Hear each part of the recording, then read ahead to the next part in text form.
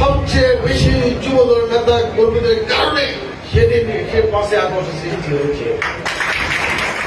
লক্ষ্মীপুর সদর উপজেলা চন্দ্রগঞ্জ থানার 11 নং দিগলি ইউনিয়ন যুবদলের আয়োজনে সদস্য ফরম বিতরণ ও প্রতিনিধি সভা 2025 অনুষ্ঠিত হয়েছে। বৃহস্পতিবার বিকেলে দিগলি বহুমুখী উচ্চ বিদ্যালয়ের হলরুমে এই অনুষ্ঠান অনুষ্ঠিত হয়।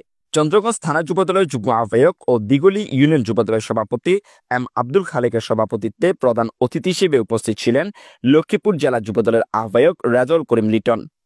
বিশেষ অতিথি হিসেবে উপস্থিত ছিলেন চন্দ্রগঞ্জ থানা বিএনপির সিনিয়র যুগ্ম আহ্বায়ক গোলাম সারোয়ার, দিগলি ইউনিয়ন বিএনপির সাধারণ সম্পাদক ওবায়দুল হক স্বপন মাস্টার ও জেলা যুবদলের সদস্য কামাল উদ্দিন মোল্লা।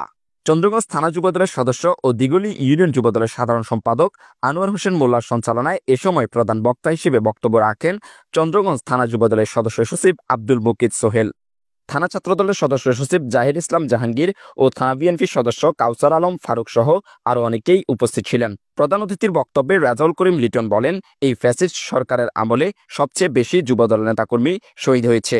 সদর এবং চন্দ্রগঞ্জ থানাতে প্রায় 55 জন নেতাকর্মী শহীদ হয়েছেন এবং শত শত আহত হয়েছেন। এত নির্যাতন সহ্য করেও এই দলের সকল আন্দোলন সংগ্রাম করে গিয়েছেন। যুবদলের আন্দোলন সংগ্রামের কারণে আমি মনে করি সেই দিন 5ই আগস্ট সৃষ্টি হয়েছে। এই ফ্যাসিস্ট সরকারের আমলে সবচেয়ে বেশি যুবদলের নেতাকর্মী শহীদ হয়েছে। বিশেষ করে সদর থানাতে, চন্দ্রগঞ্জ থানাতে আমাদের প্রায় 55 জন যুবদলের নেতাকর্মী শহীদ হয়েছেন, শত শত নেতাকর্মী আহত হয়েছে। এত নির্যাতন সহ্য করেও এই দলের সকল আন্দোলন সংগ্রাম করে গিয়েছে এবং এই দলকে একটি আন্দোলনের মাধ্যমে দলকে এই পর্যায়ে 5ই আগস্টের যে অবস্থা হয়েছে, আমি মনে করি সবচেয়ে বেশি যুবদল নেতা কর্মীদের কারণে সেদিন সে 5ই আগস্ট সৃষ্টি হয়েছে।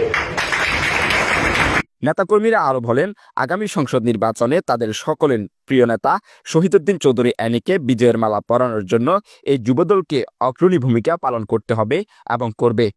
আগামী সংসদ নির্বাচনে আমাদের সকলের নেতা জনাব শহীদউদ্দিন চৌধুরী অ্যানি ভাইকে বিজয়ের মালা পরানোর জন্য নির্বাচনী বৈতরণী পার করার জন্য এই যুবদলকে অগ্রণী ভূমিকা পালন করতে হবে এবং করবেন।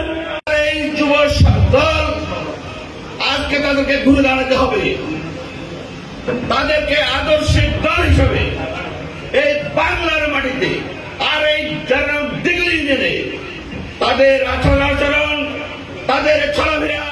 ফয়সাল মাহমুদের তথ্য ও ভিডিও চিত্রে desk report, Noakhali TV. Lakshmipur ideal Alim Madrasa জাগতিক ও নৈতিক ইসলামী শিক্ষার সমন্বয়ে আপনার সন্তানকে সৎ, যোগ্য, আলেমে দ্বীন ও দেশপ্রেমিক সুনাগরিক হিসেবে গড়ে তোলার অঙ্গীকার নিয়ে লক্ষ্মীপুর আইডিয়াল আলিম মাদ্রাসা আছে আপনার পাশে।